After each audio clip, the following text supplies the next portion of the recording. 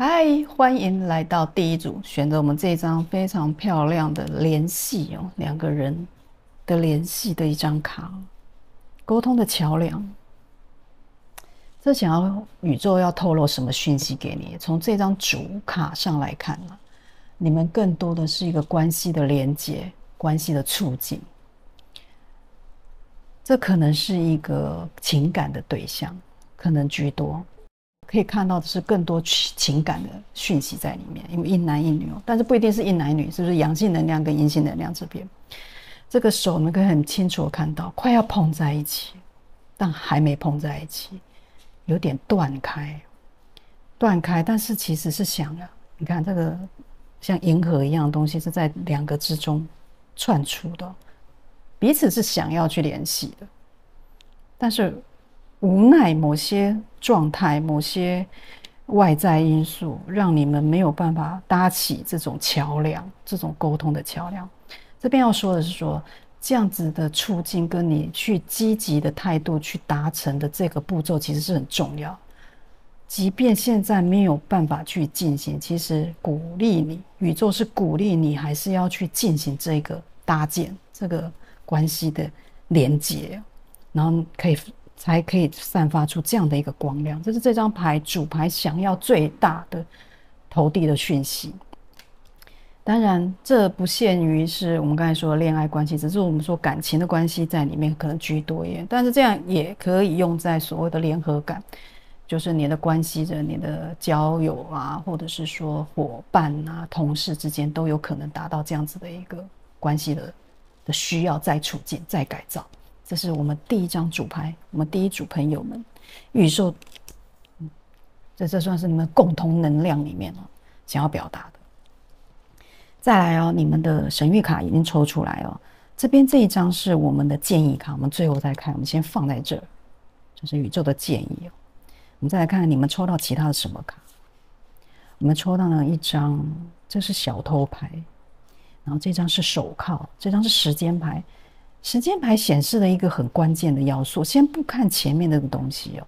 时间牌显示的是一个秋天，然后这个叫做6到9个月，也差不多了，6到9个月之间。这女孩在等待，这女人在等待哦。就有天秤座的能量，太阳的能量，也有一些天蝎座的能量在里面。执着，所以这关系的执着在于可以看得到是阴性方这边的执着力比较高一点，你在执着某些东西的促进，但是现在显然是没有办法达成了，对不对？有点纠结，因为这边出现了手铐。这边出现的这张有让人家紧张的牌，这是小偷的牌，手铐跟小偷这里感觉是一组。犯罪，它不一定是犯罪，但是也可能有一个犯罪的能量在里面。可能在一个关系里面啊，有其中的一方觉得另一方在欺瞒他们一些什么东西，才会造成这种所谓的交流的断开，暂时的无法连接。怀疑，产生怀疑嘛？这个手铐你可以看到，跟这个小偷几乎是同样的能量。有没有？警察抓小偷，你看这个男士，你可以看到，是不是有个小家伙在偷他的怀表？然后这个女士感觉是跟他同伙的，有没有？故意转移他的注意力。而这位男士其实在关注什么？只关注前方，没有关注他周围的事情。这可能也就是你们关系的一个关键点，你绝对没有被重视到，你的某些东西被偷走了。我所谓被偷走，说你丧失了，你遗失了，你 lost， 你失去了，就像东西被偷走一样。你觉得这个男人的专注力，或者这个阳性能量的专注力，在他自己现在在意的东西上，而不是在你们的关系上，这种成分很高，而你觉得这样子的束缚啊，有点让你的力量没有办法展开。我说的是情感的力量。你看这手铐其实蛮微妙的，它是一个是打开的，一个是扣起来的。一闭一合之间是一种难度，我到底要不要释放这样的情感，还是我维持这样的情感继续被铐住？这是有点在一种选择题的感觉里面，你在选择是不是要去做这样子的改变，还是我干脆就先睁一只眼闭一只眼哦。所以有这样的能量在里面。所以如果你是阴性能量这边，我觉得你更多的是你想要得到一种能力的释放，想要夺回掌控力、选择权，而不是被摆布的状态。不被摆布，有没有被摆布、被铐住？但这样子的一个情绪里面啊，我觉得这边宇宙最后给的一张所谓的时间牌的话，我觉得更多的人看3到6个月，或许要等个几个月的时间。你的等待，我觉得是会得到一个平凡的，会得到一个沟通的，你知道连结。我不是说刚才说2个即将只是断开的吗？即将会产生点点。你们离得并不远，你们彼此跟彼此之间并不远，我就有这种感觉。只是说某些东西你觉得被偷走了，可能是过去的一个美好，过去的一个感受，2个人的情感，2个的交流都有可能，你会觉得，而这样子的一种反反复复的情绪，忽冷忽热，忽高忽低，有点像起3温暖的感觉，会让你觉得不舒服。这是我觉得在感情里面看到宇宙想要传递的讯息，但是这即将会被解开。你看这个解开的，也有可能这个也被解开，可能从此就没问题了，这个问题就不再会是问题了，这可能也是很高的。从这个牌面来看，再来我们来用塔罗来继续的深入了解我们第一组的能量还包含些什么？除了这4张主牌所透露的讯息以外，我们再深度的了解一下。宇宙还想要告诉我们第一组的宝宝什么讯息？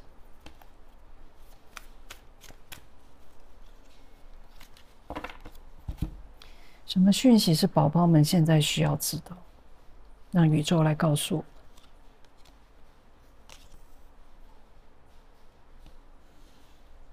一起翻开哦，一起看。我是刻意对应这个上面的神谕卡，因为这是等于说深度的解释它们，这样看起来会更清楚。底牌是什么？底牌我觉得非常的好，是一个金币的女皇，丰富丰盛。这个洋装是不是有点美啊？全部都是花，红色的花。这个女王坐在她宝座上，拿着她的金币，旁边也是金币，有点辉煌啊，很辉煌，非常自在的一个女王。这个女王象征什么？这女王通常都象征的是一个丰富，一个滋润，一个所谓的滋养。你是一个滋养大家的人，你要相信这一点。跟这个你看这边也出现 Queen 的 Queen， 也是女王。这女王也是非常的安逸哦，你不需要紧张。我觉得很多时候这个事件哦，宇宙要告诉你这个事情你不需要紧张，不管你现在是处于怎样的一个关系里面哦。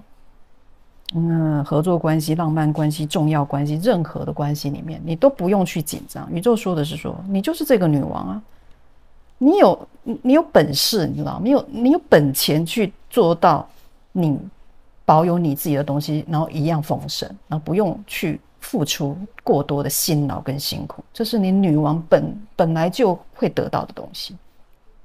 一个安稳、值得信赖、值得信任，甚至大家都会鼓励你。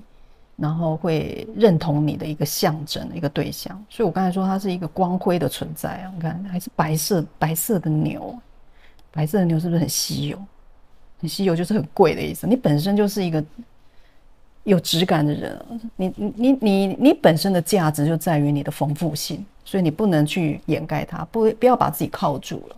宇宙要说这个，那我们来看看这个关系里面，宇宙还要说的是什么？第一章出现了一个权杖的骑士，这个权杖骑士是女生的象征，一般骑士好像都是男性哦，阳性的那样，这个是女生哦，穿的是一个红色裙子哦，热情，带着她权杖骑着马往前进，然后但是她的形象是只变色龙，变色龙。我这边看到的是宇宙说啊，这个讯息很明显，你就是要当个变色龙。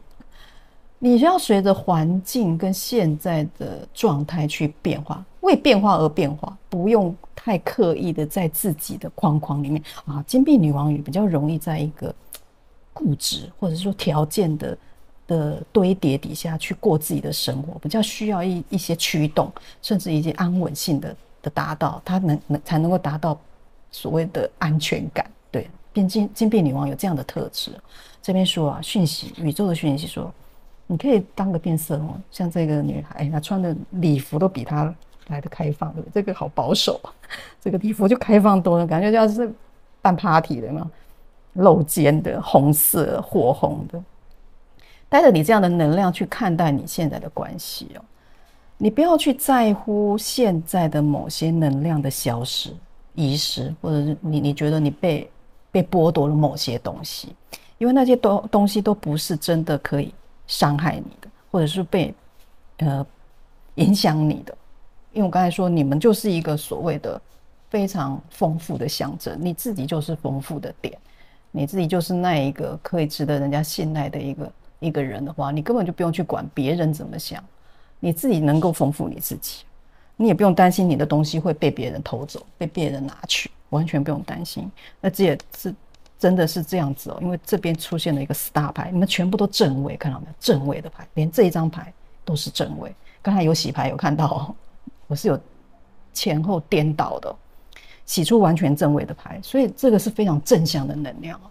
我觉得正向来自于你个人，你个人必须保有这样子的一个态度，就是这个两个女皇在这里镇守的一个主要的能量，你就有这样子的能力，你有这样的本钱，刚才说你有这样的本钱，去对你的希望产生更高的落实感，不要觉得这个希望好像不能达成，不能成功。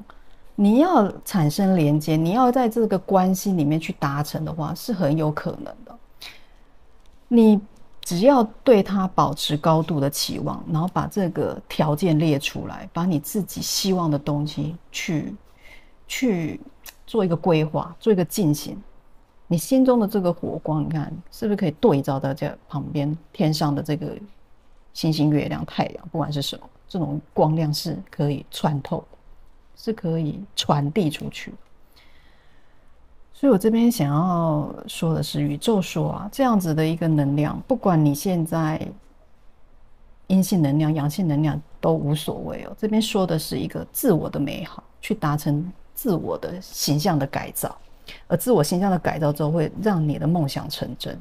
而这种梦想不要带着太多偏颇跟太多忧愁跟忧虑，因为出现了这个什么重新开始的愚人牌，愚人牌有一个新的气象、新的旅程、新的展望，有没有？就是这个即将解铐啊，这一定你的手铐不会永远靠着你，一个打开一个关闭，铐住的那一方啊，觉得很快的也会被你自己给打开，而这是由你自己打开的，你不用去担心受怕，担心别人对你的某些压制或者某些剥夺，不用给他吧，你有这个能力你就给他吧，我给你 OK， 给出去了，其实你会获得的更多，重新开始一个新的方向，一个新的人生，这是一个所谓的愚人牌的能量，背起他的包袱，原始的那个图案都大家有印象了，很开心的拿着包袱，旁边有一只小狗，那小狗代表忠诚哦，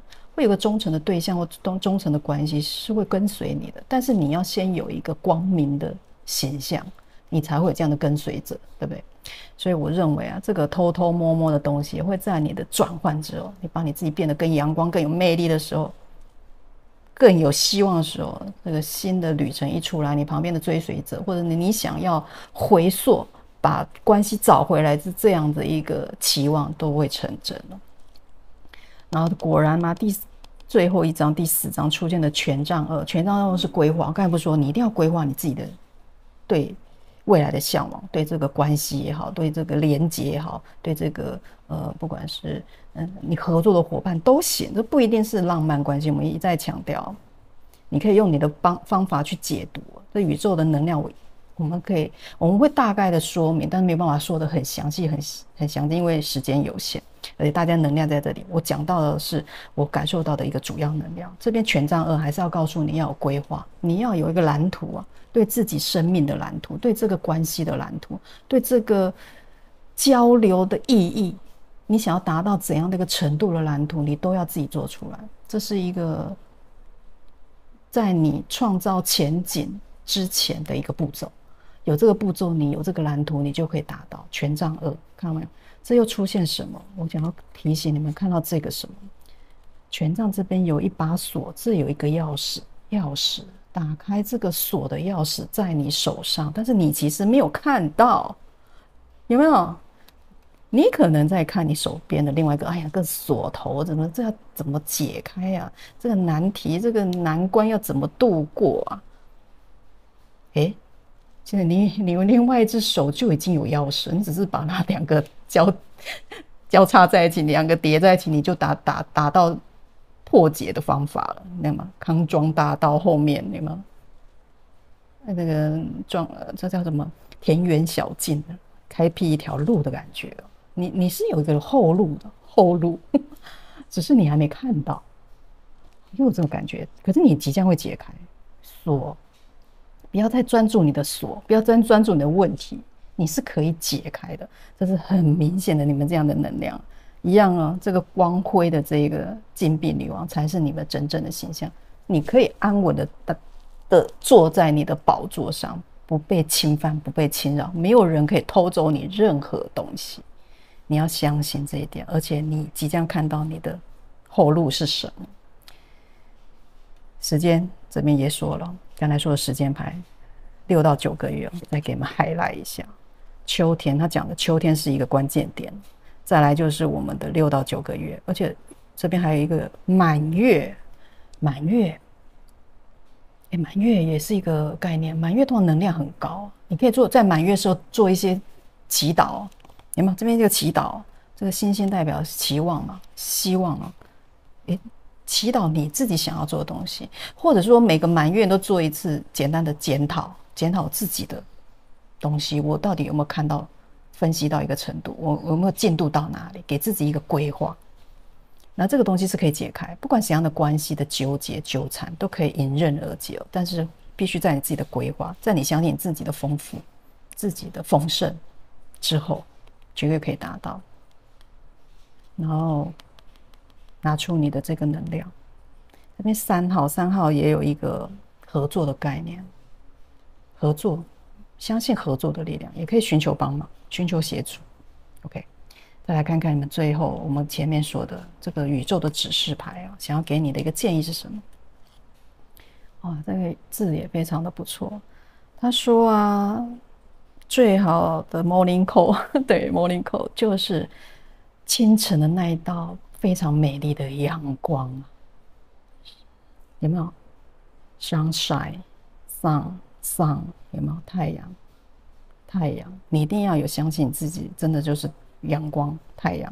其实这个金色的能量也很多，有没有金色？这其实也是个金色，虽然这个小偷后面这把火其实也蛮清楚的，是金色的能量。这所谓的一日之计在于晨，对不对？就是这个统筹的概念就这样，是不是跟这个所谓的规划、自己的蓝图是很像？只要有自己的一个想法、一个步骤，比如说，宇宙给你的讯息就是你会等到你要的一个解脱、一个自由、一个重生、一个丰盛。这就是我们第一组的能量，我觉得非常的好啊。不管你是浪漫关系，还是你们的合作伙伴、你的关系人、重要关系人，都可以套用在这样子的一个能量的进行上。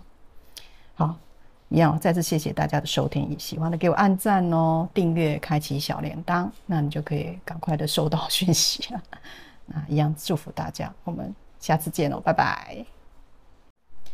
Hello， 欢迎第2组选到我们这个非常美丽的蝴蝶的这一张，我们2号的来宾们、朋友们，你好啊！我们来看看宇宙想要透露什么讯息给你哦，这个讯息会很快的找到你，是关于什么呢？关于拥抱、改变 （change）。蝴蝶都代表一个新生的能量，转换。有点，你看，有点没有飞蛾扑火，不太怕这个火光。这火光好像虽然那个非常漂亮，但是好像也有点杀伤力。不怕哦，不怕不怕，往前进。这好像有个灯笼在后面的感觉，挂着一个灯笼，灯笼也是一种照亮、照明的感觉。所以啊，如果你在一个迷茫里面啊，在一个不知所措、不知道怎么决定，甚至有点摆烂，对，干脆很想要摆烂的状态。宇宙说不要担心，你即将拥抱一个变化，这个改变可能是你非常意外的。你看这个火光是不是非常爆裂？不是那种缓缓的柔光，是一种火爆的状态，突然吸引到你，或突然改变的东西。这是一个拥抱的时刻哦，你值得你去期待，值得你去探讨，而且你会奋不顾身。他也觉得你不会去想太多，某些东西会被照亮，你的阴暗面也好，你的那种模糊不清也可以。这在不管的关系或者是不管的任何事件，都可以在这样子的一个突发状况里面得到一种改变。这改变我认为是好的，不是坏的。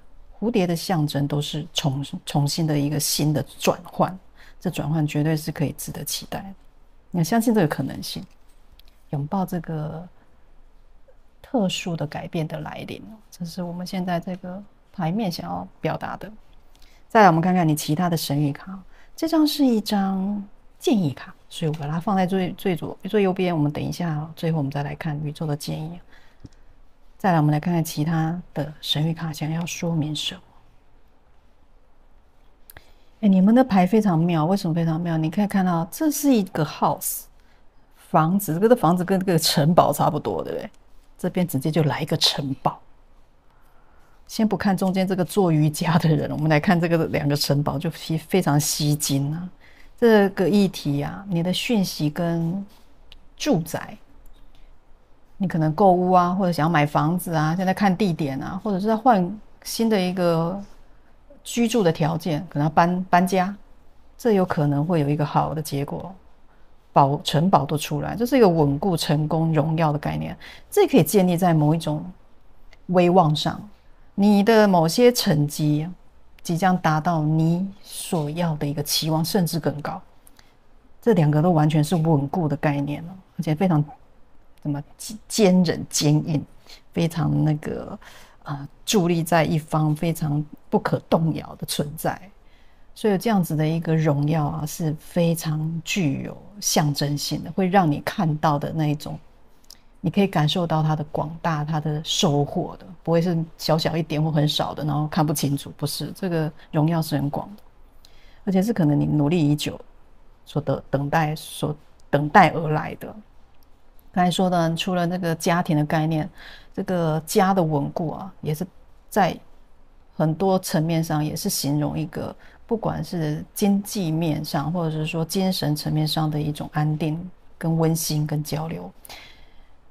而且你们的家好大哦，这两个都好大，都不是一般普通的家，所以这个稳固是一个很高级的稳固，是很具备所谓的经济条件的稳固，这种安定感。这种所谓的安全感，是建立在很多的方方面面的条件都具备下，所共同的建立起来、建筑起来两个建筑。但这样的建筑也是一砖一瓦慢慢去达成，不会是突然的。所以我相信过去的你们是进行了很大的一份努力，才能够得到这样的两个城堡，一个家，一个城堡。对，都是一个稳固啊、踏实的概念。中间这一张牌啊，出现的也很妙的是，这个是叫做是一个休息度假的概念。你看这个人在某个海岛，然后去做瑜伽，在吊床，这是吊床上悬空。这个消息啊，我刚才不是说会很意外吗？会不经意的发生嘛？而且这不经意的发生，还是在于你某一种干脆休息啊，干脆啊。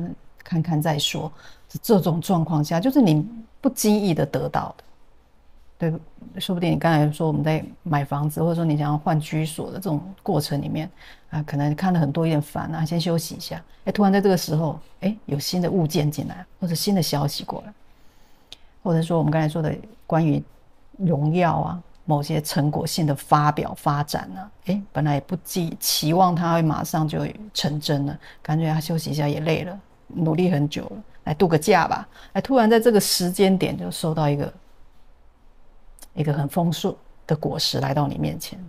所以在这样子的休息里面，可以看到你们能量是在你不用去刻意的去照进、去夺取、去争取，然后其实它会慢慢到你身边来，然后这样的改变，你记得去拥抱它就好，对，去拥抱。但是也讲求了另外一个可能，休息嘛，有可能在我们刚才不是说，你们在一砖一瓦得来不易啊，这个城堡不是罗马不是一天造成的，你不是一瞬时就得到这样的东西，得到这样的成果，是经过很长久以来你的心情的耕耘，工作的努力也好，或者是说日夜的辛劳，你的那种点点滴滴啊，其实都是造就这个城堡最后茁壮、最后达成的一个原因了。那你当然就很累了，你需要做一点休息。这边看到的是这个休息的代表。如果你过去已经很累了，宇宙说你可以休息了，你将来不是将来，你即将得到的是一个 vacation， 就是一个假期。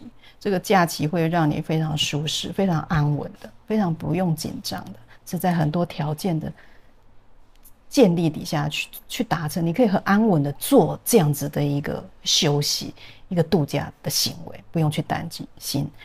你只要去看待一些。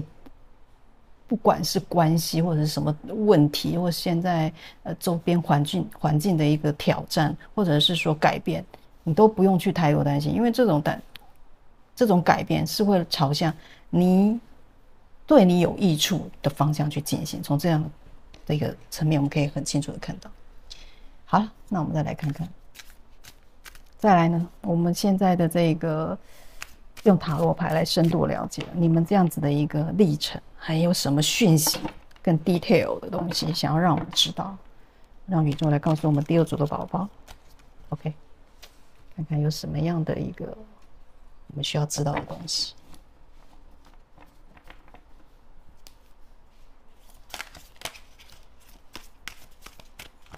这个牌我们会一起，这张跑出来的就是它，为什么它特别单独出来，就是要看不错，第一张牌也不错。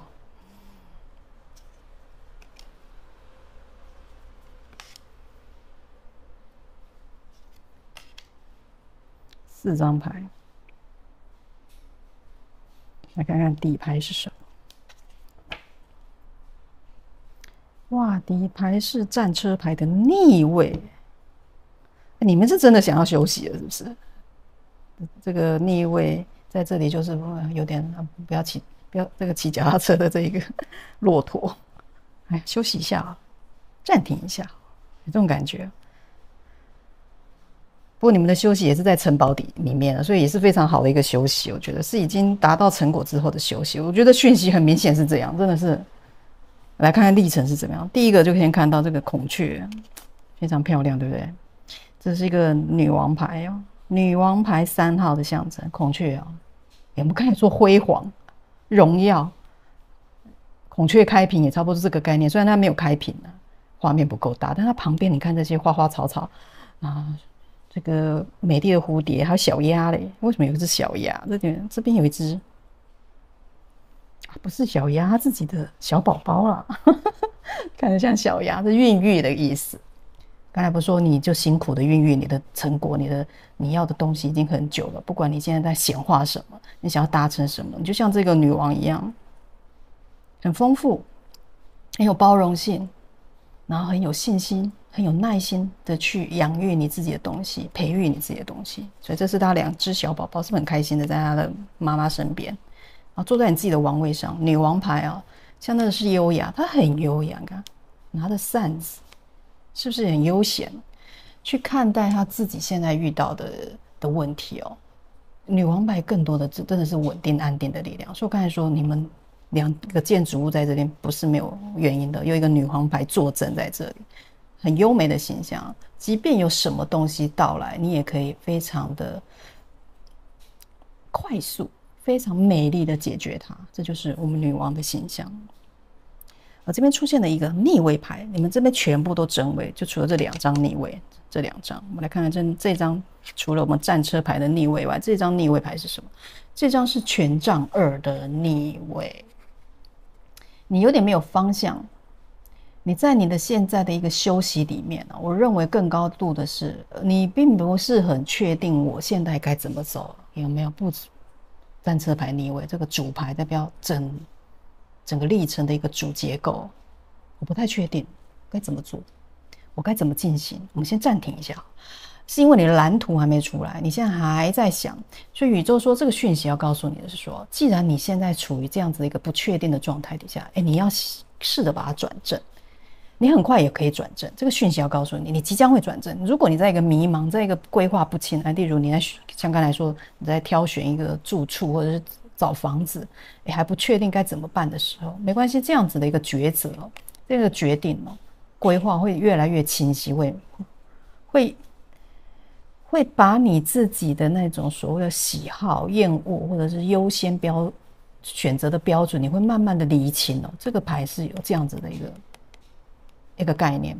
你的蓝图你看正面来看是一个蓝图，还有一个有个后路。我刚才说这个权杖，他拿了2根权杖，一根是有锁，一根是什么？一根是钥匙。所以锁跟钥匙其实都在你手上，你是有后路的，你是知道怎么去达到这个成果，只是你还没看到这把钥匙，没有？他只看到这个锁，看到这个难题，而忘了其实解决的方案其实就在手里，而甚至还有后路可以走，这很明确的在这里。所以难怪你可以拥抱你可以拥抱这样的变化，你不用去害怕，因为你其实有很多条路可以选择，只是你现在还没有看到而已。宇宙说这个讯息是说，你即将会有很多的选择来到你面前，你只要只顾着去选择你想要的那个就可以了，不会有太多的挣扎。你看，因为有个休息，有个这种很像做瑜伽的，在这牌在这当中流窜的话，把它串联起来的就是这绝对不会是一个让你着急、让你很上火的一个状态，是一个心平气和的达到，对的圆满。怎样的圆满？马上等你有了蓝图出来之后，有没有宝剑王牌就出现了，清晰度就出来了。这个蜂鸟桂冠，这感觉像桂冠也是象征荣耀。很快那个清晰的东西，你不管是你要规划的是任何东西，任何关系也好，任何事件或者是说专案工作上的都可以你都会有一个步骤，看到阶梯，看到没有？这是阶梯，一把剑在这里，清晰感，果断，一针见血，没有什么模棱两可的状态，完全是可以控制。新的一个 idea， 新的一个触发，新的一个创意都会展现。所以这在于你的蓝图慢慢规划出来之后，然后这张牌就更是厉害啦，权杖6号牌，权杖6号代表是和谐的成功，这个叫做欢欣鼓舞。你看大家是不是给他丢，好像在竞技场上或者说表演场上，大家给他丢玫瑰，表示我喝彩欢呼，给你鼓励的意思你会做得很好。6根权杖象征的都是成功、庆祝、被吹捧、被荣耀的一个时刻，跟这个 castle 是一样的。你们的荣耀我觉得是一个很大的，我觉得完全可以期待是一个大的讯息。但是因为你们的底牌是一个战车牌，我觉得这边就要去了解一下你们为什么会不太敢行动。我觉得不太敢行动更多的是因为你不太确定你会怎么样去，应该说你不太确定该怎么样去达到你想要的一个东西吧。我觉得你们现在的模糊在这里，甚至你会不会是害怕拥抱这个改变？你害怕改变，这个要你拥抱改变的另外一个意义说，可能就是因为要提醒你要去拥抱因为你不敢嘛，你害怕改变嘛，所以才要你去拥抱。这是双关的语你可以去解释说，这样子的一个爆裂，一个突来的状况，一个突来的机会也好，你甚至不太敢，你会担心。如果是这样子的害怕的话，宇宙是说你不用害怕，你不用担心，你可以去拥抱它，拿出你这个所谓女王的那一种丰富、那种包容、那种乐观、那种正向的情绪，去理清你自己为什么不敢去进行，不敢去觉得那应该是你该得到的。对，更多是这样，你的战车牌就会动起来，对不对？我们就会动起来。战车牌，我觉得正面给大家看一下，是不是很和乐？他很可爱的骑着他的小脚踏车，一黑一白的猫在旁边。我觉得这也是可能困扰你的东西哦，到底是往左还是往右？往黑的去还是往白的去？黑好还是白的好？但它不一定代表是二元性的什么什么恶善与恶，不一定是这样，更多的是两条路、两个抉择、两个壁垒分明的东西，两个相差很大的方向，该怎么去决定？更多是这样。但是你看，它其实最后还是会决定，因为我们刚才说，我们之前都说嘛，能量在这种逆位底下，不代表不前进，只是没有办法显现。那你即将会显现啊！宇宙说，这个就在于你看到这个视频，这个所谓的影片之后，你会有一个这样子的情绪的改变，你一定会有改变，你一定有点感受，因为这是宇宙给你的讯息，你一定要接收到。你改变了之后，你就会动起来，你就会去害怕，不会去害怕拥抱你自己该拥抱的一个旅程哦，人生的旅程，不管任何改变都好。而且我认为你根本就可以平常心去看，因为我们一直说这贯穿这个能量的是这个瑜伽这种，好像坐在吊床上做这种度假的这种感觉的牌，如果贯穿在这里，实在是不用担心太多。更多的是说你怎么样去拿到你这两个城堡啊，一个这么豪华的房子跟一个这么漂亮的一个城堡，你要怎么去相信它会为你而来？你是应配应得的，对，相信自己，不要害怕。我觉得你们有点害怕，所以才不敢走，对不对？来看看你们最后的这一张，我们说的建议牌是关于什么？Don't worry， 有没有直接看到上面的字？应该找得到吧？清楚。他说：“让我们一起迷路吧。”有没有？不要害怕改变啊！去拥抱它，迷路又怎样？多走一段路，也就当做人生的旅程啊！多看看风景，多看看风景啊！先，迷路了，我就停一下好了，我休息一下，看看，研究一下好，研究一下，对，研究出自己的方向，自己的规划，对啊，马上你就有灵机一动，你的那个创造力就出来，你的成功就会来临，你的行动力就会出来了嘛！哇，一起迷路，这句话我觉得非常好，这个小宝宝。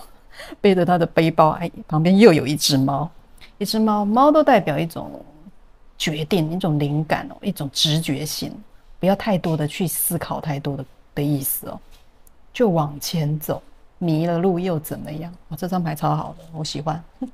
这是我们第二组宝宝的一个能量啊，非常的好，这个讯息很大，我觉得很大，因为这个家跟城堡都非常大，梦想就是。因为要很大，我们才看得到，我们才不会迷路。你们有时候人就梦想啊，我只要小确幸就好，我只要3餐有就好。哎呀，这个梦想都太小。也就是说，你的梦想可以再大一点。看看这个城堡，看看这个家，再给你们看一下。一定要让你们牢牢的记住这样的画面，你应得的，不管是什么东西。他们都是这么的远大、宏大、宏伟、稳定，对，还有稳定，家绝对是稳定。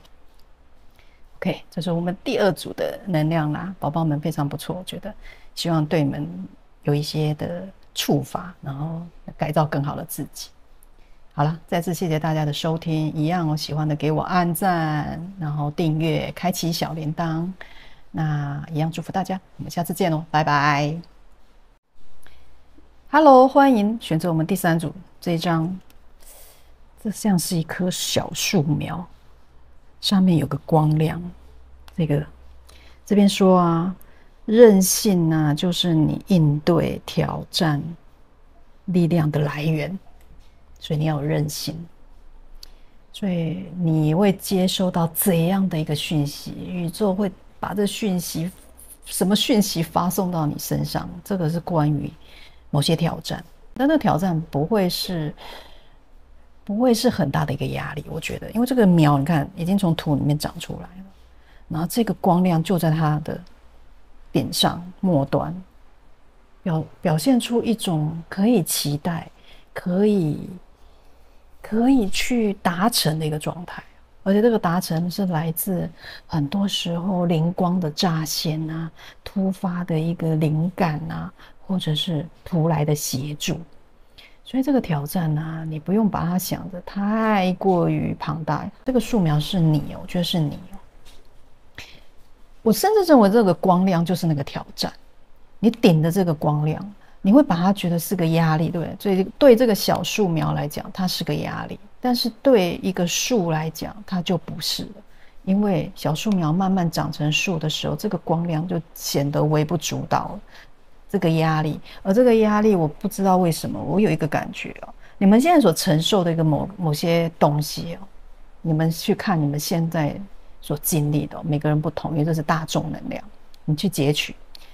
我可以感受到的是说，你们在这样子的一个挑战里面，这个挑战其实会给你们带来很丰盛的学习或者是成果，甚至你意想不到的收获。有这样，你看这个是个光亮。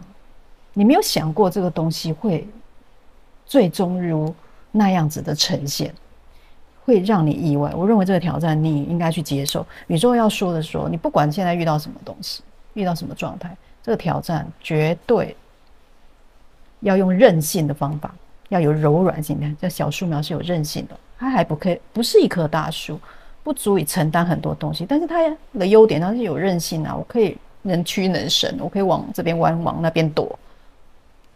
去做更好的适应，觉得这个牌很明显是这样子在说明。再来，我们来看其他的一个卡片抽出来是代表的意义有哪些？这个是我们的宇宙的建议卡，所以我把它放在最旁边。我们待会最后再来看。首先来看看你们还抽到其他什么卡片？哇，这两张先不看，先看这张，这叫做好运当头啊！你们好运来呀！你的这个感觉是，如果你看它撒着金币的感觉，对不对？在我们的中国的概念来说，就是散财童子，有这种形象哦。而这个跟钱有关吗？我觉得这个好运不排除。这个虽然是个小天使，我不知道是天使还是女神，反正他在撒金币哦，倒了一箩筐的金币啊。后面也是光亮的，你知道这个光亮是不是也很像？好亮哦！你们都是金色的能量，这是一个很高度的一个脉轮哦。能用脉轮来讲的话，黄色的能量哦，是充满的一种光辉、一种明耀、一种可以期待的东西。期待钱哦！如果你们期待钱，应该会到哦。宇宙的能量，我觉得起码看得到这个。再来看看你们还有什么讯息。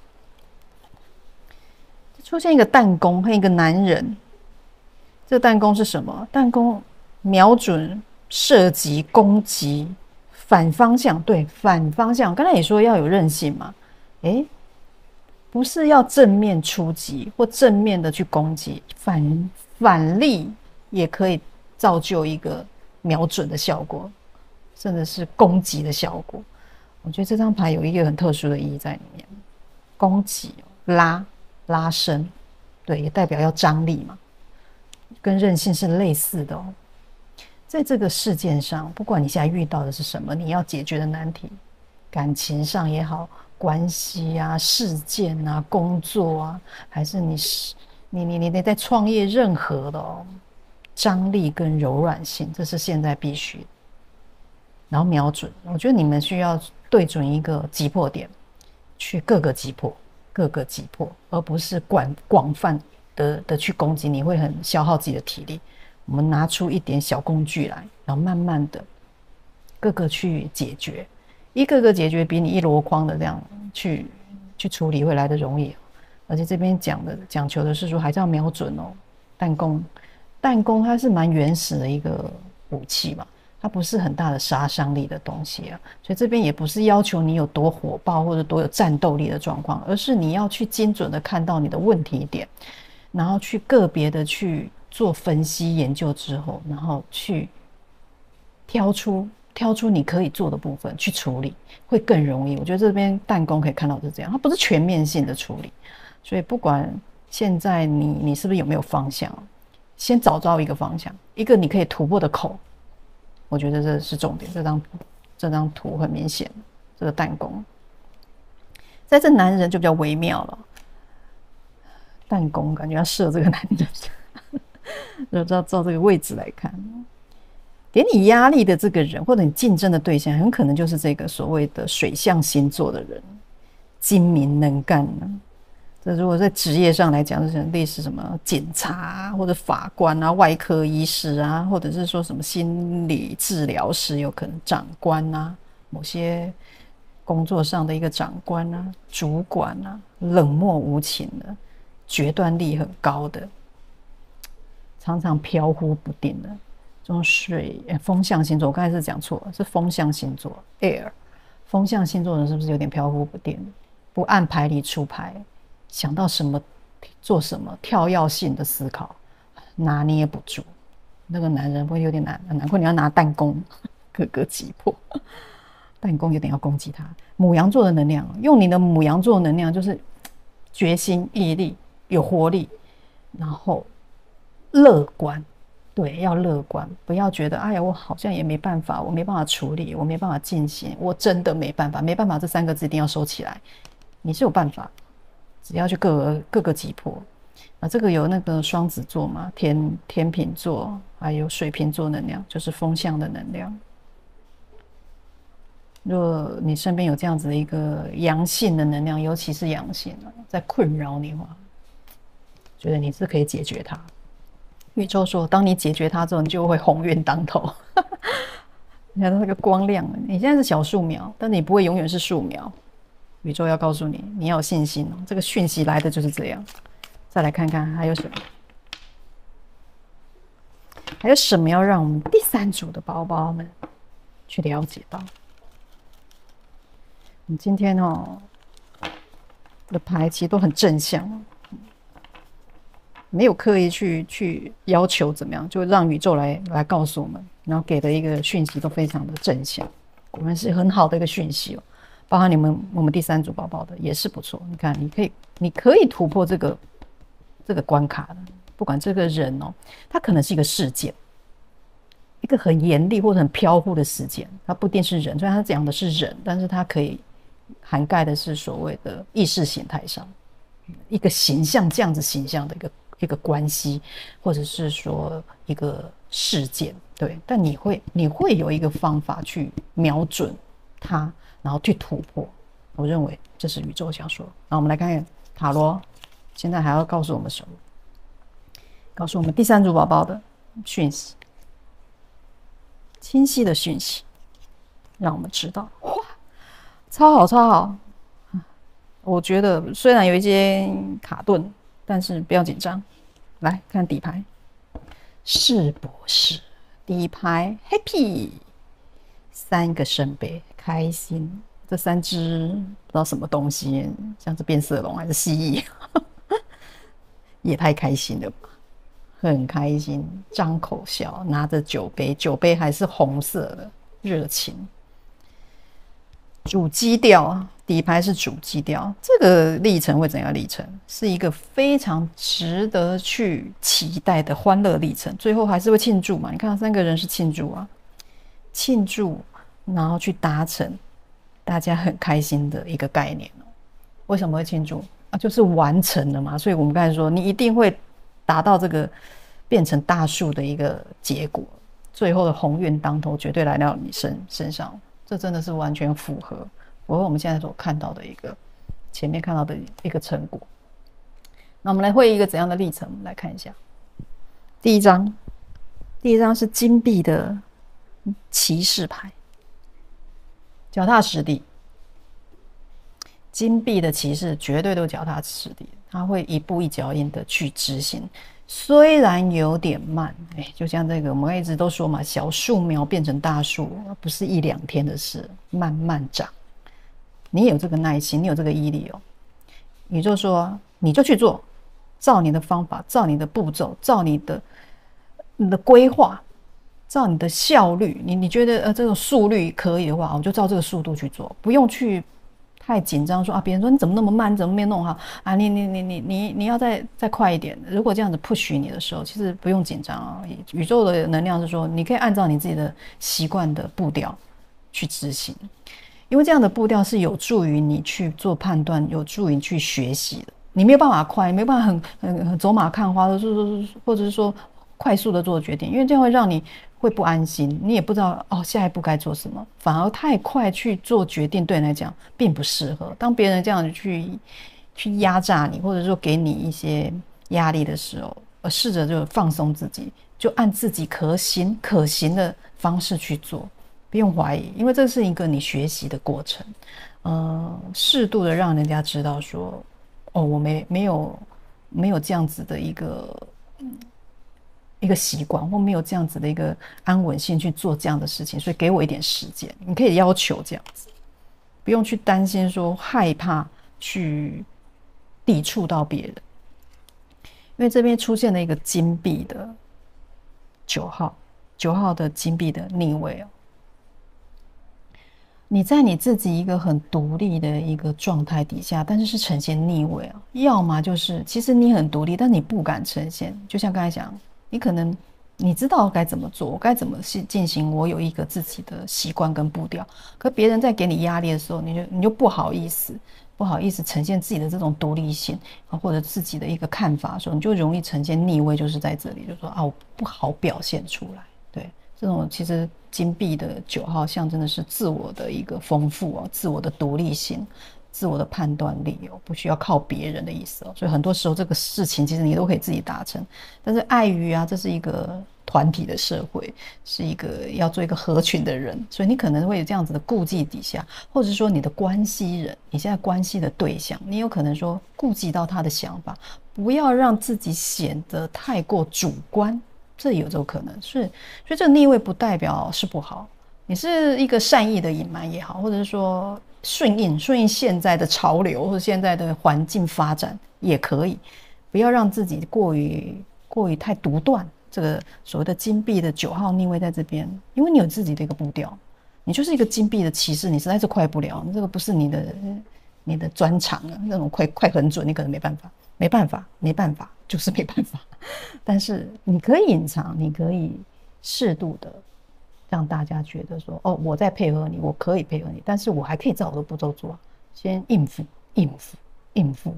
用小弹弓先应付。好 OK， 我有在做，有发出攻击，用小弹弓的能量，你不需要用全力以赴的东西还要求的方法去做，你可以，这不能说是糊弄，应该说是一种应变，柔韧性的应变。这边不说坚韧，就是你现在的力量嘛，柔韧的态度才可以游刃有余，就是这个意思。然后第3张金币的10号就来了，这个是很高度的稳定我觉得这跟鸿运当头，这个金币，你们好多金币你们工作这个讯息，我觉得更多的跟工作有关，很想达到一个稳定性，然后甚至一个丰富的收入的达成，是你们现在很向往的。而且宇宙说，其实这个是可以预期的，几乎已经可以达到。现在虽然经历了一些挑战，这是挑战，这张牌是挑战，你的挑战瞄准，你现在有一些攻击的目标，你需要去突破的点，这个犹疑不定的人或关系都好。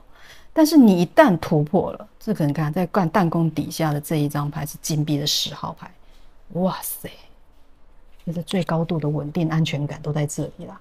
所有的一个金币的最高呈现，能量的稳定，情绪的稳定，然后关系的稳定，或者是说物质条件的稳定，都可以用这张牌来做一个解析都做一个解释然后如果正讲关系你看有没有抱得美人归也是这个概念。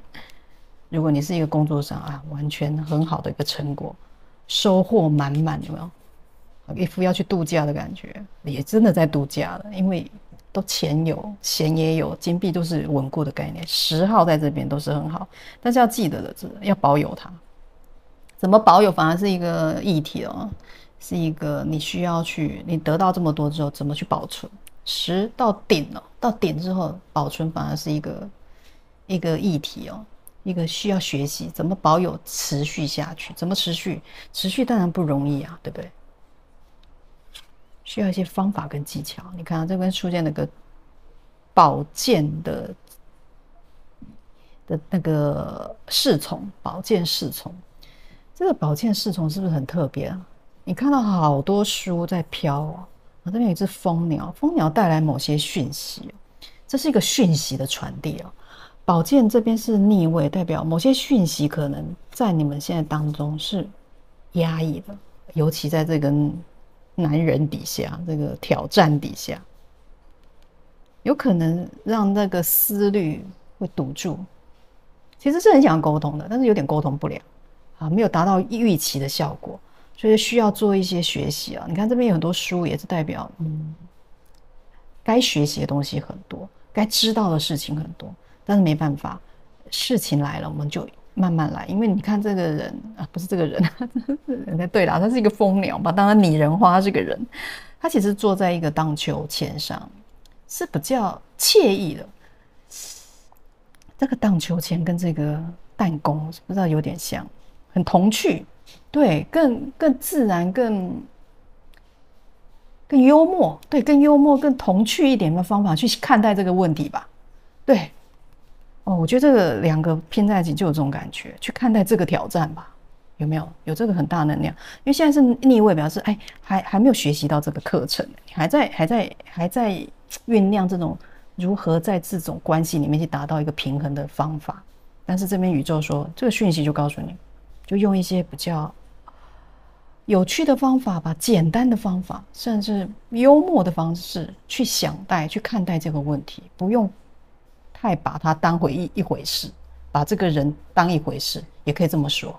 所以这样的关系或这样子的一个计划或一个事件就会进行的比较好。你会更促进这样子和乐的来临，主基调还是最终会达到这样子所谓的欢乐啊，开 party 哦，大家很开心在一起庆祝的概念，感情会得到融合，关系会得到促进，沟通会得到交流，就是这样子的一个牌得到正位之后，把你转正，转正之后这是很高的一个清晰度和清晰感的呈现了，然后用一个比较悠闲的方法，悠闲。不要去给自己太多的压力，给自己太多的困扰，就像可以像玩一样，弹弓也像玩啊，我就把它当做一个玩乐吧，好吧，就是兵来将挡，水来土掩，就看着办，对，看着办，不用去太过于给自己说我应该要怎么样宏伟的解决它，完美的处理它，然后反而东西你各个的去发展去执行的时候，就会带来这样子的一个成果的展现。这是我从这边这样的牌看到的一个讯息哦。再来我们来看看你们最后这张，这才叫做最后的一个建议牌，宇宙要说什么？这边说啊，我们在寻找的东西啊，可能比你想象的还要近。这一群小朋友好像也在田野里面玩，不知道在找什么，躲猫猫嘛？不一定啊，他们也是在玩哦，是不是跟这个弹弓很像，跟这种悠闲的荡秋千很像？用比较悠闲的方法去进行，我觉得果然是主轴，韧性，韧性就是你现在的力量。然后你想象的东西其实没有你想的远，可能就在你周围而已，你就快要达到，我觉得就是要快达到的意思。这张牌的意思也非常的好。是给你们的建议牌啊，在最后，我觉得宇宙给我们的今天的3组，常常在选择这样子的牌组里面如果你有不同的感觉，你都可以去看，因为很多能量在这里我只能概略的去截取一些我感受到，有些东西可能在3组里面都会出现，可能就是要给你的。如果你有感应到，就去看，没有问题的。这东西是一个很开放性的一个讯息，宇宙，如果你有被宇宙的这个讯息触碰到，你就知道你自己该怎么做，这就是一个收获。OK， 这就是我们第3组的一个能量啦，希望对大家有帮助。一样喜欢的给我按赞，然后也可以留言啊，说说你的想法，你现在经历的什么，彼此给彼此一个鼓励哦，在我们的Happy House 的这样子的一个频道底下。好啦，我们再次谢谢大家的收听与收看，一样哦，祝福大家，我们下次见，拜拜。